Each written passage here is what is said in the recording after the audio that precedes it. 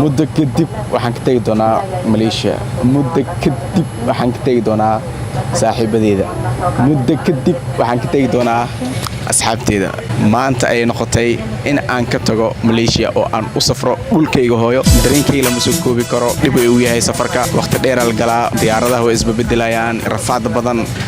dareemaya inaan yani safarkan aan kala kulmi doono rafaadkaas iyo dhibkaas iyo waqtigaas dheer ee hawada lagu jiro waxa ka dambeeyo raaxo waxa ka dambeeyo inaan dhulkayga hooyo aan ku faano waxa ka dambeeyo meel aan sharci weydiinin waxa ka dambeeyo meel aan ku raaxaysanahay oo walibna waxa ka dambeeyo meel aan liidhi karin maxaa sameynaysaa oo maxaa qabanaysaa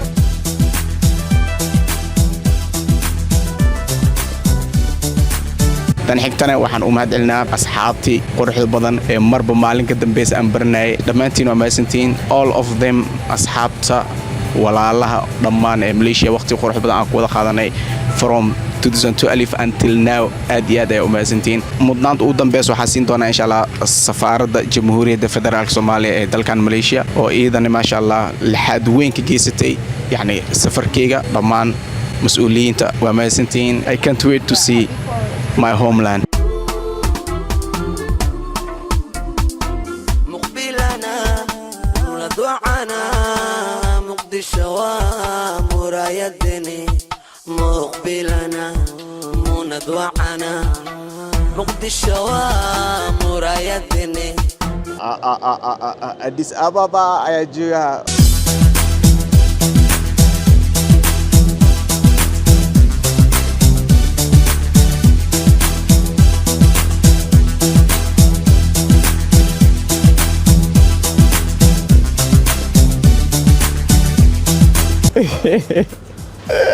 ciilka ahayle dhaafiqa imkii dharkay iwrid dheero imkii dharka iska bedelahay iwrid dhahay because kuwan aad u adeegin waxa uu talgal ku dhaxanta Soomaalina waxa la yeeshay in xil kuleel ay tahay soo markoo ayaga waa iga reeso waa igu raaxaysatay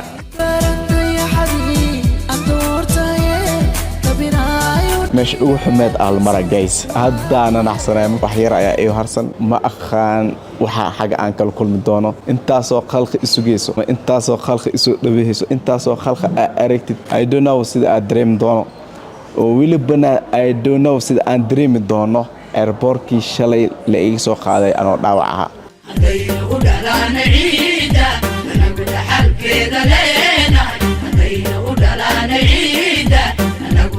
كده لينا ركينا عيان ونملينا مراري يا حبيبتي فعينا ركينا عيان ونملينا مراري يا حبيبتي فعينا رحتي يا ميقا نورينا نورينا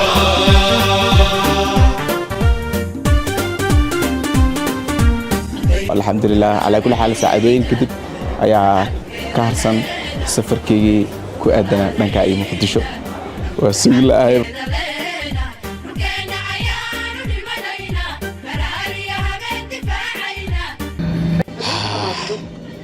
The time is now. Yeah, I'm going home. Welcome Asad Hajiyo to Muqdisho magaalada ka tagtay waxa waaye adoo laga jecel yahay ka tagtay adoo laga jecel yahay oo kugu soo dhaweynayna waxaan aad ugu faraxsanahay maanta dhalinyarada Soomaaliyeed ee halkan joogto kulligooda inay wax maasad qabaan yani inay mar uun ku arkaan magaaladaadii hore kugu soo dhaweeyaan kulay asadoo martimatid magaaladaadii waaye ku soo dhawow kuleynano ku hadlay magaca dhalinyarada ee Alxamar waxaan ku leenahay magaalada waaye asadoo waa ku jecelnahay waxa la dhihi karaa wanaagii aad shalay beeratay mirihiisa ayaa maanta guranaysa aadan ugu faraxsanahay inaan ku soo dhaweeyo magaalada Muqdisho welcome to Muqdisho waxa lana walaal la soo dhawo ku soo dhawo dadkaaga iyo dalkaagiba ku soo dhawo magaalada Muqdisho walaalkay Asad Hajiyo ku soo dhawo magaalada Muqdisho waxaan ku jira YouTube-ka Asad Hajiyo first one markii ugu horreysay waaye waa u jeedin maanta soo dhaweyntiisa u wada taaganahay dadka meesha niga muuqdo gabdhaha iyo wiilasha oo ma aragtay soo diyaariyeen waxay u taagayeen Asad Hajiyo inay soo dhaweeyaan Asad inta in ka badan mudan tahay saaxiib waxaan ku leenahay welcome to Muqdisho qof walba wuxuu shaqaysto leeyahay Asad dadka asaab beertay annagana waxaan u taaganahay maanta in aan soo dhaweeno ilaahay ma aragtay nuu guuleeyo inta noo dhiman aadan salaama soo dhawo Asad Hajiyo ani dadka maanta waxa uga duwanahay safra ahay anoo safra dirtiis u baaqday marka ku faraxsanahay inuu imaanayo aadna uu taageeraysan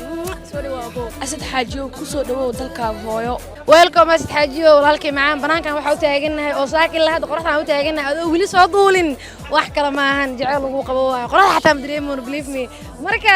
waxaan qurux badan ubax sidii wili ma aragteen soo dhaweynta asad laga arkaa asad oo kale ani tiimkayga sidoo qurux badan oo maxay toolaa ku soo dhaweynayno oo ku taageerno oo ku jecelnahay magaalkayga waa marti kamid tihiid welcome dahal labeen hadalka boobin kiligay hadal walaal macaan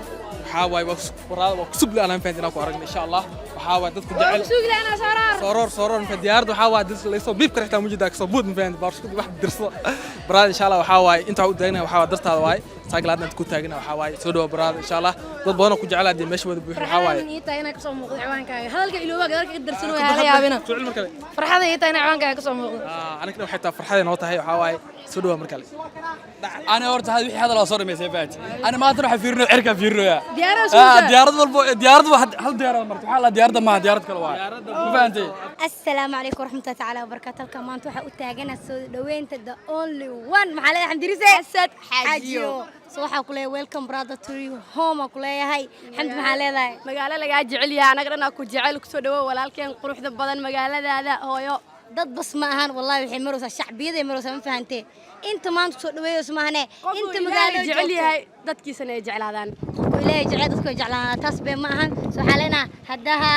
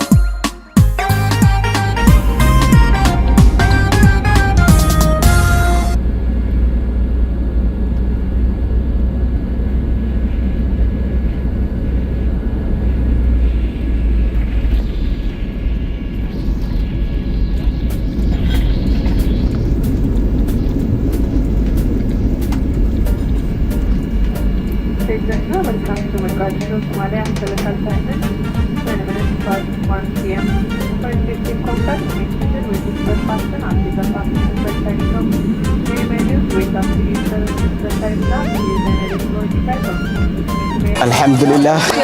ودنبين وماضي يا ولد هدينا ودلنا عيدا أنا بدحل كذا لينا هدينا ودلنا عيدا أنا بدحل كذا لينا لقينا عيان ونملينا مراري يا حبيبتي فاعينا لقينا عيان ونملينا مراري يا حبيبتي فاعينا نفتي يا ديقا نورينا والله نورينا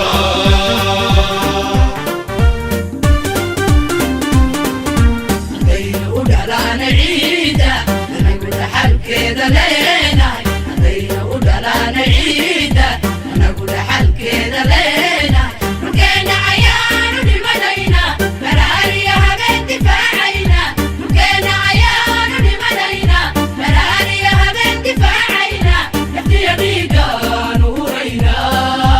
والله نورينا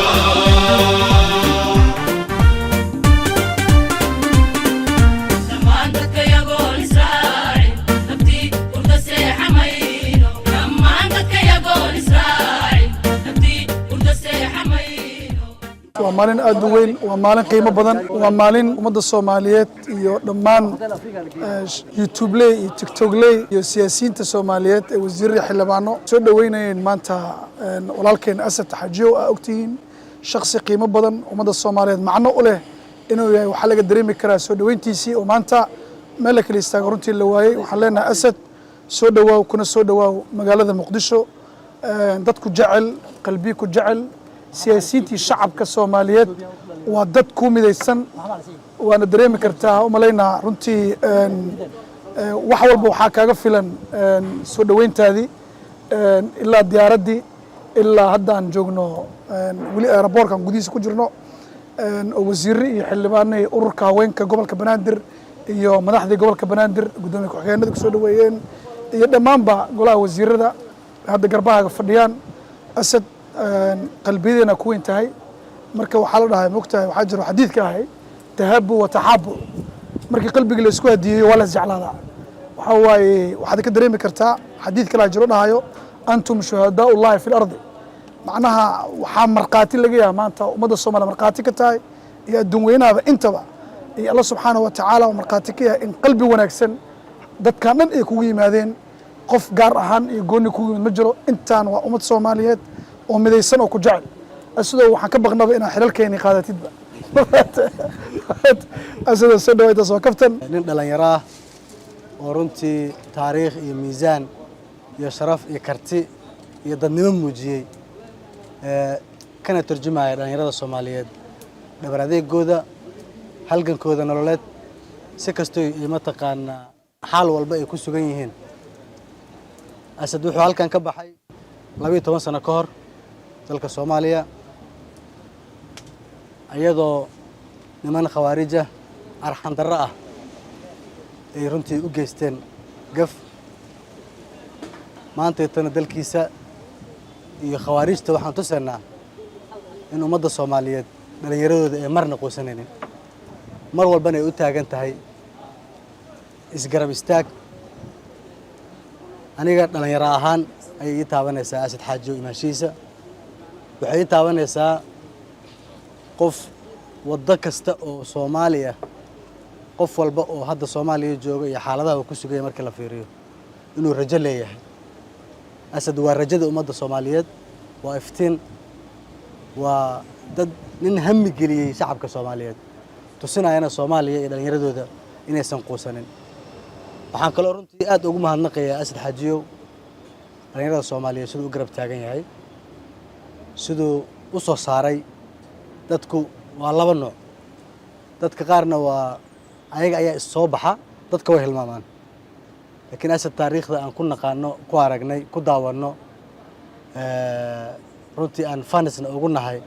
waxa weeyaan markaan arkayno 27 qof team 27 inta ka salaamaya inuu soo kicinayo uu leeyahay ana hebel u furay YouTube-ka ummadda Soomaaliyeed ay sidii aniga daraadeyda halkan ku raaca dhalinyarada ayaguna waxaan leeyahay fariin Asad iyo inta la midka ah ee runtii halgamaysa waxaan idin leeyahay halganka halkaas ka sii wada dalkiina iyo dadkiina iyo qoys la'aanta aad ku jirtaan waa himilada dalka uu leeyahay waa mustaqbalkeena maanta guud ahaan waa maalin shucuur gooni leh waxaan ku faraxsanahay Asad in aan ahaa qofkii runtii diyaaradda gacanta ka soo dejiyay oo ku soo riixay waxa ay tahay maalin aan xasuusan doono Asad dalkaagii hooyo ummadda Soomaaliyeed iyo jacaylka ay ku hayaan waxaan leeyahay runtii qof wanaagsan oo mararka qaar geemka markii la ciyaarayo markuu dhahayo waxaan ku heystaa haddii aan qaldanahayna hoos iga sax waa fiirinayaa macnaha kartida bulsho isku wadka sida loo baahan yahay waxaan leeyahay runtii hadda dalka waa socday Asad maanta waa inoo timaaday dalkaagii aad timaaday laakiin waxaan hubaa joogitaankaada haddana inuu noo qorshaysan yahay balans waaweyn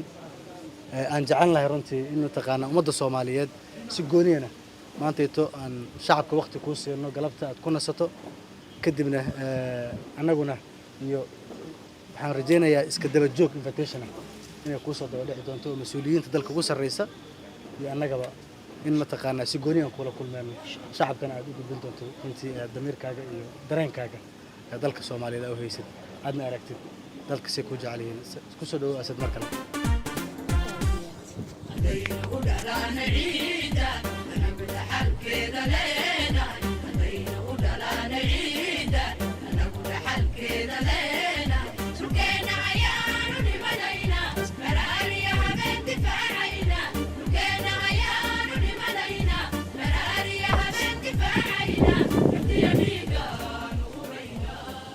dhammaantiin waa mahadsantiin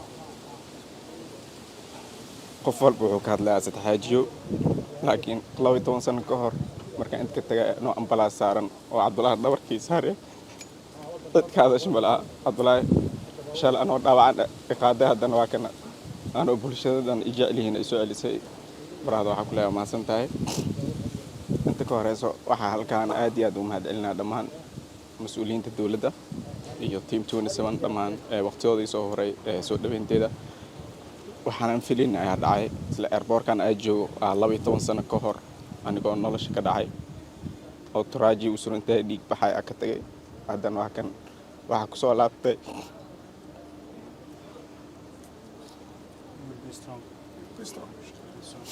الحمد لله.